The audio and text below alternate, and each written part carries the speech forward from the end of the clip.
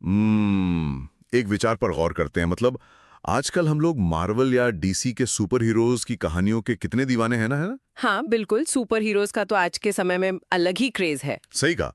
लेकिन सोचिए जरा कि हमारे अपने प्राचीन इतिहास में एक ऐसा योद्धा मौजूद था जिसके पास इतनी असीमित शक्ति थी कि वो एक पूरे विश्व युद्ध को 1 मिनट से भी कम समय में खत्म कर सकता था। बाप रे, 1 मिनट से भी कम समय में? हाँ, मतलब उसके पास ऐसे अस्त्र थे जो आज की किसी भी आधुनिक स्मार्ट मिसाइल तकनीक से कहीं ज्यादा अचूक थे। लेकिन सबसे हैरान करने वाली बात पता है क्या है? क्या? दुनिया को एक अंतहीन विनाश से बचाने का एकमात्र तरीका यह था कि वो महायुद्ध शुरू होने से पहले ही अपना सिर काटकर दान कर दे। ये कोई काल्पनिक कथा नहीं है। देखिए, हम जिस विस्तृत चर्चा में आज उतरने वाले हैं वो महाभारत के सबसे गूढ़ और रणनीतिक प्रसंगों में से एक है। यह बर्बरिक की कथा है। बिल्कुल। और आज की इस विस्तृत चर्चा का उद्देश्य ठीक यही समझना है। आप सभी का स्वागत है। आज हम उन स्रोतों को गहराई से खंगालेंगे जो बर्बरिक की यात्रा को कलयुग के देवता खाटू श्याम जी तक ले जाते हैं। सहारा भी कहते हैं। हमारे पास जो ऐतिहासिक और पौराणिक स्रोत हैं वे बताते हैं कि कैसे असीमित विनाश की क्षमता रखने वाला एक योद्धा, मतलब एक ऐसा इंसान जो पल भर में सब खत्म कर सकता था, वो समय के साथ दुनिया भर में करुणा और उम्मीद का सबसे बड़ा प्रतीक बन गया। एकदम सही। और ये कहानी ना सिर्फ चमत्कार की है बल्कि मनोविज्ञान, कूटनीति और सर्वोच्च बलिदान की भी है। उस योद्धा के बारे में जानने की उत्सुकता तो होती ही है ना, जो पूरे युद्ध का परिणाम अकेले पलटने की ताकत रखता था। बिल्कुल होती है। और इस महाशक्तिशाली स्वरूप को समझने के लिए हमें थोड़ा पीछे जाना होगा, मतलब उनके वंश और उनकी जड़ों को देखना होगा।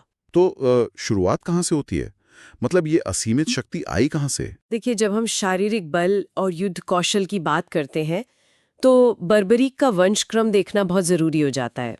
महाभारत में पांडवों में भीम को सबसे बलवान माना गया है ना? हाँ, भीम की ताकत के तो बहुत किस्से हैं। बिल्कुल। तो बर्बरीक उन्हीं भीम के पोते थे। उनके पिता मायावी शक्तियों के स्वामी घटोत्कच थे और माता मौरवी थीं।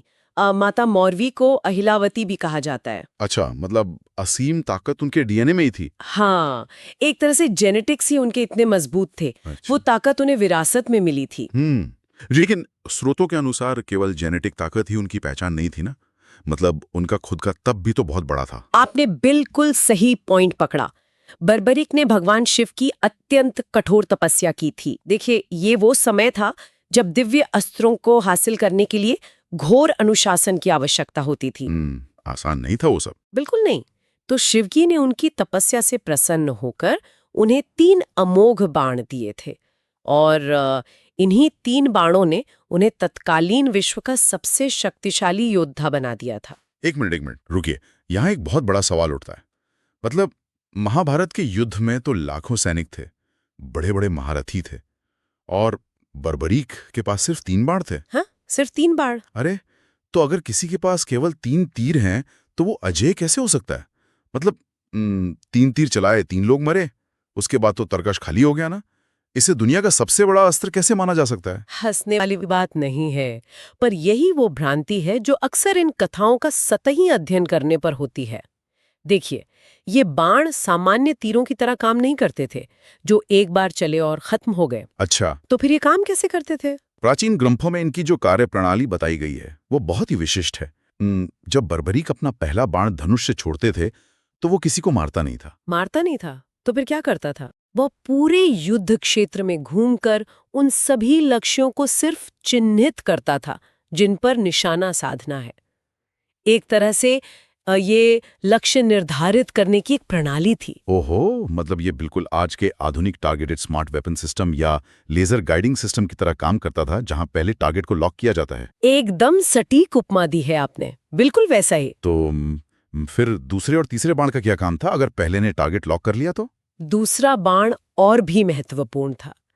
जब वो चलता था तो वो भी विनाश नहीं करता था, बल्कि वो उन सभी लोगों और वस्तुओं को चिन्हित करता था जिन्हें सुरक्षित रखना है। अच्छा। हाँ, मतलब जिन्हें युद्ध में कोई नुकसान नहीं पहुंचना चाहिए, दूसरा बाण उन्हें मार्क कर देता था। क्या बात है। तो पहला बाण विनाश के लिए मार्किंग कर रहा है और दूसरा बाण सुरक्षा के लिए मार्किंग कर रहा है। सही कहा। और फिर बारी आती थी तीसरे बाण की। ये अंतिम बाण पहले बाण द्वारा चिन्हित किए गए सभी लक्ष्यों का पल भर में संहार कर देता था। बाप रे। और जो दूसरे बाण से मार्क हुए थे, वे पूरी तरह अछूते रहते थे, उन्हें खरोच तक नहीं आती थी।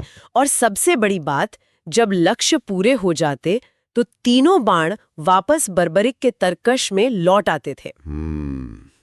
ये तो किसी महालेखाकार या ऑडिटर के अचूक एल्गोरिथम जैसा है, जो जीवन और मृत्यु के बही खाते को बिल्कुल सटीक रूप से संतुलित कर देता है। बिल्कुल, जहां कोई गलती की गुंजाइश ही नहीं है। हाँ, लेकिन देखिए, ये बात मुझे और भी ज्यादा उलझन में डालती है।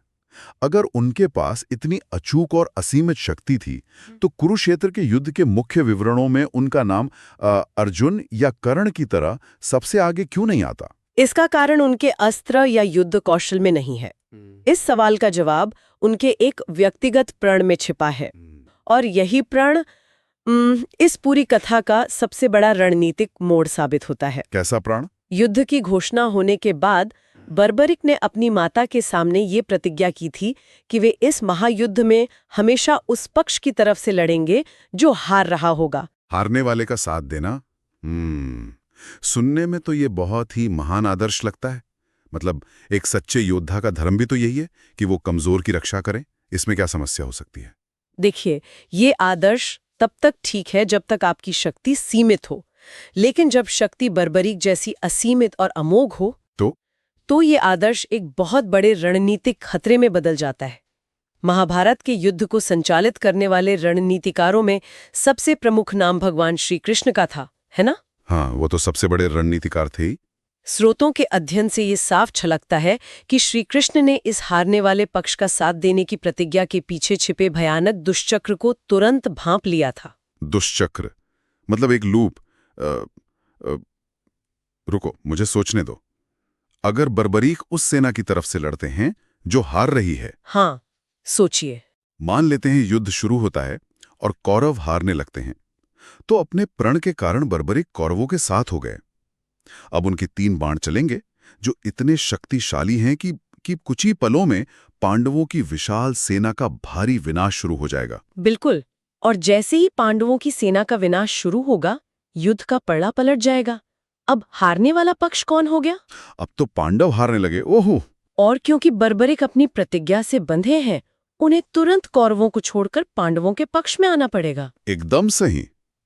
और फिर वे कौरवों को मारना शुरू करेंगे। बाप रे! फिर जब कौरव हारने लगेंगे तो वे फिर पाला बदल लेंगे। ये तो मतलब एक पेंडुलम की तरह हो गया। हाँ, ये बहुत ही सटीक उपमा है। एक ऐसा पेंडुलम जो दोनों सेनाओं के बीच झूलता रहेगा और हर बार अपने ही बाणों से दोनों पक्षों को काटता रहेगा। तो इसका मतलब तो ये हुआ कि कोई भी नहीं बचेगा। यही तो श्री कृष्ण का अनुमान था कि इस नियम के कारण युद्ध का कोई परिणाम नहीं निकलेगा। अंततः दोनों सेनाएं पूरी तरह नष्ट हो जाएंगी और पूरे युद्ध क्षेत्र में केवल और केवल बर्बरिक ही जीवित बचेंगे। इस अनियंत्रित विनाश को रोकना तो बहुत जरूरी था, पर यह तो एक अनसुलझी रणनीतिक पहेली बन गई। बिल्कुल बन गई थी। मतलब बर्बरीक को बलपूर्वक रोकना तो असंभव था। उनके बाणों का सामना ना तो कोई महारथी कर सकता था और ना ही कोई सेना। तो फिर श्री कृष्ण ने इस महाविनाश को टालने के लिए क्या किया? यहाँ श्री कृष्ण ने बल का नहीं बल्कि मनोविज्ञान और बर्बरिक के उसूलों का इस्तेमाल किया। ग्रंथ बताते हैं कि श्री कृष्ण एक साधारण ब्राह्मण का वेश धारण करके उस मार्ग पर पहुंच गए जहां से बर्बरिक कुरुक्षेत्र की ओर जा रहे थे। ब्राह्मण के वेश में? हाँ, ब्राह्मण रूपी कृष्ण ने बर्बरिक के सामर्थ्य को चुनौती दी और उनकी परीक्षा ली। और जब बर्बरिक ने ब्राह्मण से कुछ भी मांगने को कहा तो श्री कृष्ण ने उनसे दान में उनका शीश यानी उनका सिर ही मांग लिया। शीश का दान, सच में ये बहुत ही स्तब्ध करने वाला क्षण है। किसी महान योद्धा से उसके अस्त्र मांग लेना एक बात है, लेकिन सीधे उसका सर मांग लेना, ये तो बहुत बड़ी और अकल्पनीय मांग थी। बिल्कुल थी। और यहाँ हमें बर्बरिक के चरित्र की गहराई समझनी होगी।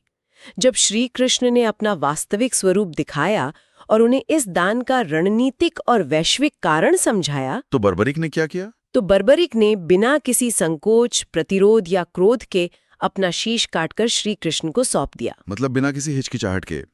ये एक बहुत ही विचारणीय बिंदु है। पर एक बात बताइए, शीश ही क्यों? श्री कृष्ण ने उनसे ये वचन क्यों नहीं मांगा कि वो युद्ध में भाग नहीं लेंगे या बस अपने अस्त्र दे दें?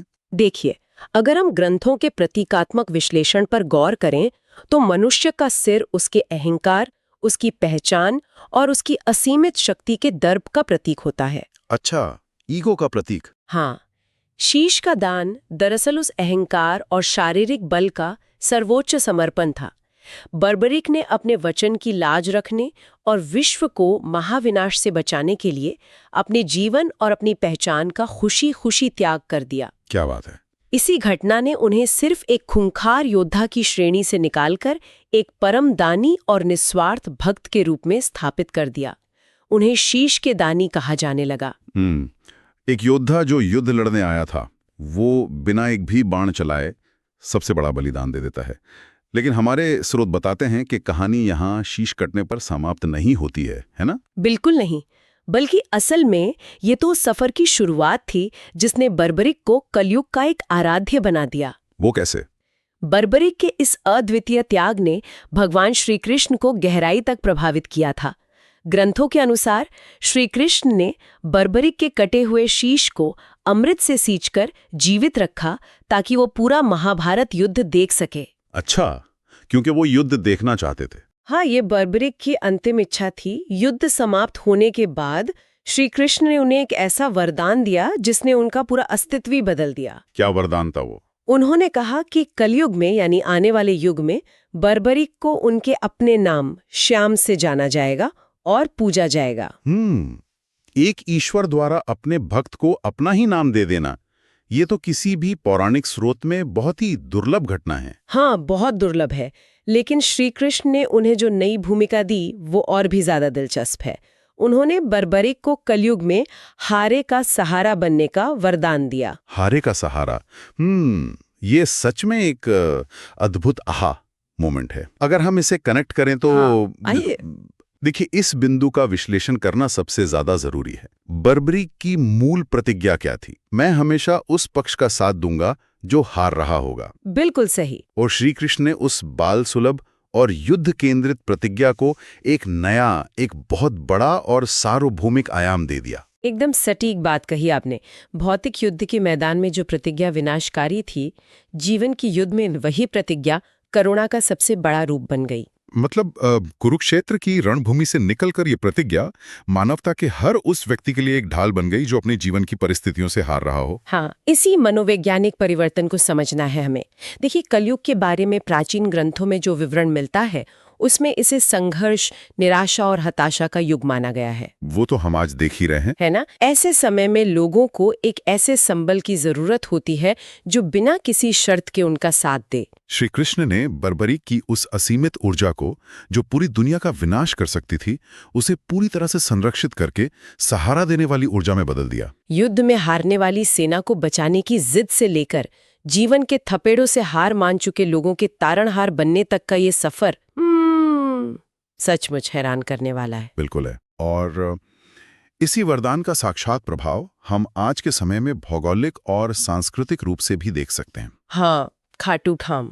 खाटू धाम के इतिहास को अगर हम देखें तो मान्यता है कि बर्बरिक का शीश राजस्थान के इसी खाटू गांव में जमीन से प्रकट हुआ था। अच्छा। ये जयपुर से कोई 80-90 किलोमीटर दूर है ना? हाँ, लगभग उतना ही। आज वहां उनका भव्य मंदिर है। और एक बात जो इस मंदिर को बाकी स्थानों से अलग बनाती है वो ये है कि यहाँ केवल उनके शीश की पूजा होती है, भगवान के पूरे स्वरूप की नहीं। ये सच में एक अनोखी बात है। मतलब आमतौर पर मंदिरों में भगवान के पूर्ण स्वरूप की मूर्तियां होती हैं, यहाँ केवल शीश की पूजा होना क्या ये इस बात को लगातार याद दिलाने के लिए है कि सबसे बड़ा कार्य शारीरिक बल से नहीं बल्कि त्याग से हुआ था? बिल्कुल। वो शीश उस सर्वोच्च बलिदान और अहंकार के त्याग का एक निरंतर मौजूद प्रतीक है। और अगर हम थोड़ा समाजशास्त्रीय दृष्टिकोण से देखें, हाँ, तो ये एक स्थानीय राजस्थानी देवता से एक विशाल अखिल भारतीय सांस्कृतिक घटना में कैसे बदल गया, ये बहुत रोचक है। लोग उन्हें केवल श्याम नहीं कहते। और क्या कहते हैं? उन्हें लखदातार कहा जाता है, जिसका अर्थ है लाखों का दान करने वाला, जो बिना किसी अपेक्षा के देता है। उन्हें शीश के दानी, खाटू नरेश और सांवरिया सेठ जैसे कई नामों से पुकारा जाने लगा। और मैंने सुना उनका कोई बहुत बड़ा मेला भी लगता है। हाँ, इस सांस्कृतिक घटना का सबसे विराट रूप फाल्गुन महीने के मेले में देखने को मिलता है। हमारे स्रोतों में इस बात का जिक्र है कि कैसे लाखों की संख्या में लोग हाथों में निशान लेकर पैदल यात्रा करते हैं। निशान, हाँ, निशान एक पवित्र त्रिकोणीय ध्वज होता है। उसे लेकर भक्त पैदल यात्रा करते हुए मंदिर तक पहुंचते हैं और उन्हें भोग में गुलाब, इत्र और चूरमा बहुत प्रिय हैं। ऐसी मान्यता है कि सच्चे मन से याद करने पर हर मनोकामना पूरी होती है। मुझे लगता है फाल्गुन मेला तो एक विशाल समाजशास्त्री और मनोवैज्ञानिक अध्ययन का विषय हो सकता है। बिल्कुल हो सकता है। आज की इस तेज तर्रार युग में जहां लोगों के पास एक पल का भी समय नहीं है, वहां लाखों लोगों का अपनी सुख सुविधाएं छोड़कर कठिन रास्तों पर कई कई किलोमीटर पैदल चलना कोई साधारण बात नहीं है। एकदम सही। ये केवल एक कर्मकांड नहीं है, बल्कि एक सामूहिक थेरेपी की तरह काम करता है। मैं इसी बात पर सोच रहा था, ये पैदल यात्रा और वहां का पूरा माहौल इंसान के मनोविज्ञान पर कैसे असर डालता है? देखिए, जब लोग जीवन में व्यापार, रिश्ते, स्वास्थ्य या मानसिक शांति के मोर्चे पर खुद को हारा हुआ महसूस करते हैं, तो उनके भीतर एक गहरा अकेलापन आ जाता है, एक हीन भावना आ जाती है। हाँ, इंसान सोचता है कि मैं ही क्यों। बिल्कुल। पर जब वे इस निशान यात्रा में शामिल होते हैं, तो वो देखते हैं कि उनके जैसे लाखों लोग उसी श्रद्धा और उसी व्यक्तिगत दर्द के साथ चल रहे हैं। जो जयकारे लगाए जाते हैं, जैसे हारे का सहारा, बाबा श्याम हमारा, वे दरअसल एक मनोवैज्ञानिक एंकर का काम करते हैं। एक तरह से वो सामूहिक नारा ये आश्वस्त करता है कि जो इंसान हार गया है वो अकेला नहीं है। हाँ, जब सारी दुनिया जीतने वालों की जय जयकार कर रही होती है, तब कोई एक शक्ति है जो सिर्फ हारने वालों की ओर खड़ी है। ये बहुत बड़ी बात है। ग्रंथों के जो मनोवैज्ञानिक निहितार्थ हैं, वे ठीक यही बताते हैं। ये सामूहिक मंत्रोच्चार, वे भजन, गुलाब इत्र की सुगंध, चूरमे का प्रसाद, ये सब मिलकर एक ऐसा संवेदी और भावनात्मक वातावरण तैयार करते हैं जो व्यक्ति के भीतर मौजूद हताशा के चक्र को तोड़ देता है। एक नया नजरिया मिलता है। हाँ, ये दृढ़ विश्वास कि एक सर्वोच्च शक्ति है जो विशेष रूप से हारे हुए लोगों को ही चुनती है, ये इंसान के भीतर खोई हुई उम्मीद को फिर से जगा देता है। ये बात बहुत गहराई से छूती है। मतलब दुनिया हमेशा जीतने वालों का साथ देती है, सफलता के पीछे सब भागते हैं, लेकिन खाटू श्याम जी की पूरी अवधारणा ही इस बात पर टिकी है कि ये शक्ति उन लोगों के लिए है जो जीत नहीं पाए। बिल्कुल। ये समाज के उस नजरिए को ही उलट देता है जो सिर्फ सफलता को पूछता है। इन पूरे घटनाक्रमों और ऐतिहासिक स्रोतों का विश्लेषण करने पर यही बात सबसे प्रमुखता से उभर कर आती है। बर्बरीक की महाशक्ति उनके उन 3 बाणों में थी जो अमोघ थे, लेकिन उनकी अमरता उन अस्त्रों के उपयोग में नहीं, बल्कि उन अस्त्रों के मोह के त्याग में छिपी थी। तो इस विस्तृत चर्चा को समेटते हुए हम देख सकते हैं कि कैसे शक्ति का चरम रूप हमेशा विनाश या विजय नहीं होता। शक्ति का सबसे परिष्कृत रूप करुणा और समर्पण है। एकदम सही कहा आपने। महाभारत के सबसे खूंखार योद्धा का, जिसके पास अपार जेनेटिक बल और शिव का वरदान था, एक ऐसे स्वरूप में बदल जाना जो आज करोड़ों लोगों के लिए करुणा और आसरा बन गया है, ये सच में मानव इतिहास की सबसे प्रेरणादायक यात्राओं में से एक है। और ये कथा हमें ये भी सोचने पर मजबूर करती है कि असली सुपर पावर असल में क्या है और इसका इस्तेमाल कैसे होना चाहिए। हाँ, बिल्कुल। और इसी विचार के साथ हम श्रोताओं के मन में एक गहरा सवाल छोड़कर जाना चाहेंगे। हमने इन प्राचीन स्रोतों से जाना कि बर्बरीक की असीमित ताकत उन्हें दुनिया का सबसे शक्तिशाली योद्धा बनाती थी, लेकिन उन्हें अमरता और ये विशाल दर्जा किसी को युद्ध में हराने से नहीं, बल्कि अपना सर्वस्व, अपना शीश बलिदान करने से मिला। जी। तो क्या ये संभव है कि जीवन में हमारी सच्ची विरासत इस बात से तय नहीं होती कि हमने जीवन में कितने युद्ध जीते हैं, कितनी संपत्तियां या कितनी ताकत हासिल की है? बिल्कुल सोचने वाली बात है। बल्कि हमारी अमरता इस बात से तय होती है कि हम किसी बहुत बड़े उद्देश्य के लिए, दूसरों की भलाई के लिए, अपने अहंकार और अपनी पहचान का कितना बड़ा बलिदान करने को तैयार हैं। ये सच में कैसा विचार है जिसे हर इंसान को अपने जीवन के परिप्रेक्ष्य में खोजना चाहिए। शायद सच्चा नायक वो नहीं जो हर किसी को हरा दे, बल्कि वो है जो हारने वालों का सहारा बन सके। ज्ञान और नई जानकारियों के साथ हम फिर किसी नए विषय की गहराइयों में उतरेंगे। तब तक अपने आसपास के लोगों का सहारा बनते रहिए।